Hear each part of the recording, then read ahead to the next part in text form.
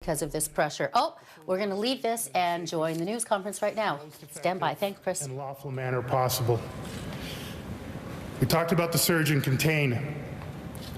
Since that time, we've had 20 arrests and charges, criminal arrests and charges of individuals who have broken the law directly or indirectly in regards to this demonstration. We've issued over 500 tickets to those individuals who've come here, mostly in conveyances, trucks, SUVs, cars, for unlawful conduct, bylaws, provincial offences, and criminal code offences.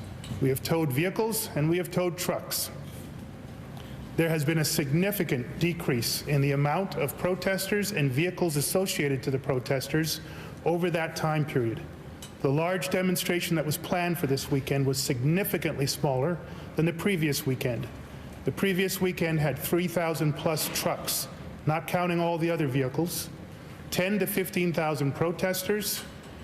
That took a 24/7 cycle over Friday, Saturday, and Sunday. This weekend, the numbers are down around 1,000 trucks, around 5,000 protesters, and while there was some activity on Saturday, there was almost no activity on Friday or on Sunday. That is in direct reaction to our stepped-up enforcement, our surge and contain, and our aggressive intelligence and investigation operations that have been taking place over the last 4 days and will continue until the end of this demonstration.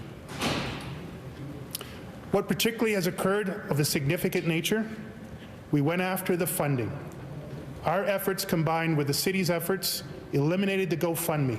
$10 million are no longer accessible to the demonstrators.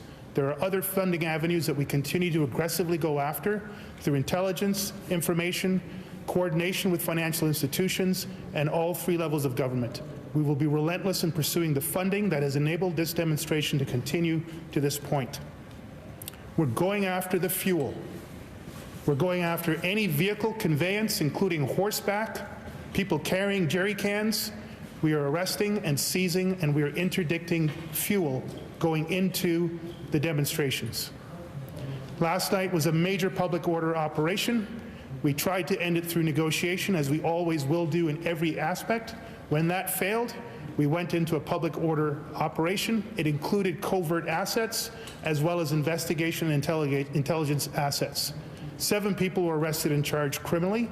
Thousands of liters of propane and fuel were seized, and we took out an oil tanker and the entire footprint of the staging area at Coventry Park. That includes hot tubs and saunas and anything else that was down there. We've erected fences in that area and are going to secure that area so there are no more incursions.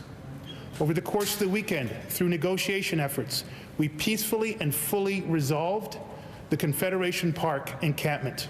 No arrests, no use of force, no injuries, no deaths, no riots, no encampment in Confederation Park. It is gone. We have fenced in that area and reclaimed that territory. Expectation setting, let me be clear.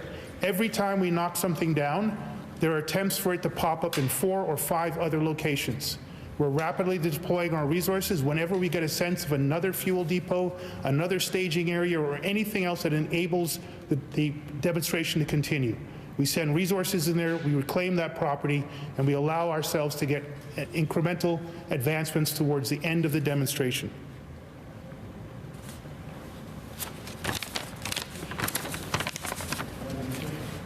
Over the last 4 days, in addition to those operations, they will continue on, to be clear. We have been seeking additional resources provincially and federally, and of course municipally. We've been working very closely with City Manager Steve Kanellakis, the Mayor's office, and our board in order to seek additional funds.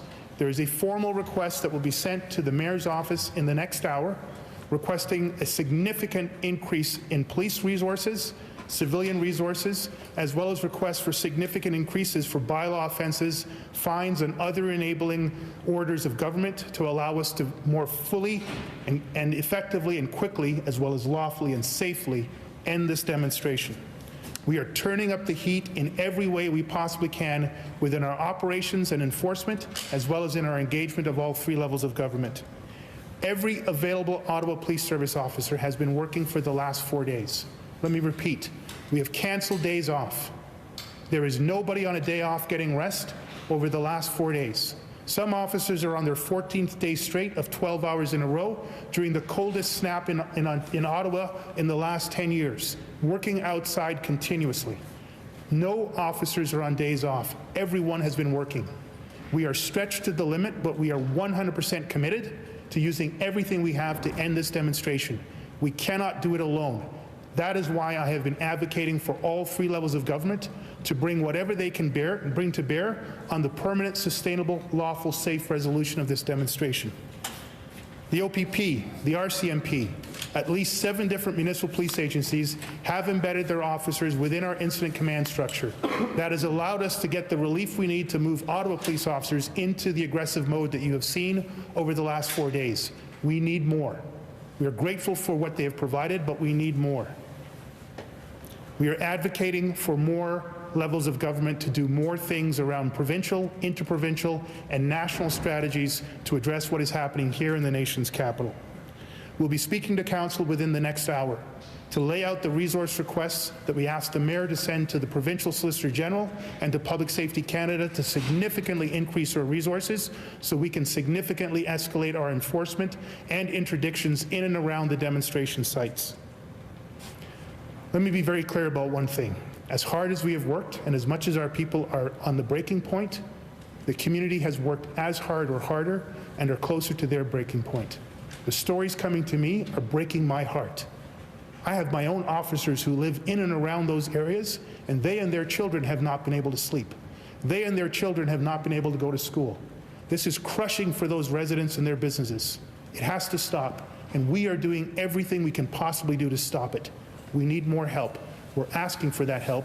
We're starting to receive that help, but we need more to get this done. Last but not least, I want to thank the members of this police service, every single one, civilian or sworn, frontline or executive. We have been 100% full out on this for the last 10 days straight, and we will not rest until it's done, but we need more help. I thank the frontline men and women who've been out there in sub-30°C temperatures for 12 hours straight. I thank our communications operators who've been receiving hate and threats all day long, 24/7. I thank our financial people for trying to put together the resources to sustain this. I thank everybody and anybody in our community, from councillors to BIAs to service providers to the not-for-profit sector to residents to school teachers, to make this the most livable thing that we can to get through it. We cannot do it alone. We have not been doing it alone, but we are making real strides, and we will continue to aggressively pursue that in every aspect going forward. Thank you very much, and I'd love to take your questions. Chief, let's take 10 days. Chief,